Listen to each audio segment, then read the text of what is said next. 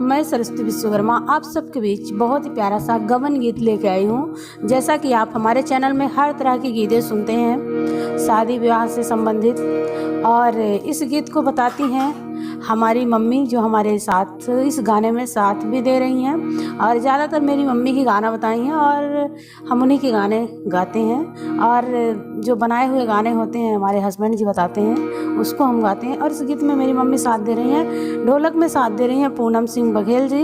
इनके चैनल को अभी आप सब्सक्राइब कर सकते हैं, इनकी गीतें सुन सकते हैं। और इनका एक छोटा सा बेटा भी है साथ में जो बहुत ही बदमाश है। इतनी बदमाशी के बाद भी पूनम दीदी हमारा साथ दे रही हैं। लल्ला हाय करो, हाय करो, हाय करो, चलो।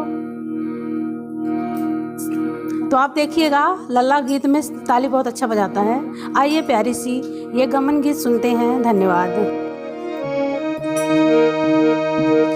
भटवा का पेड़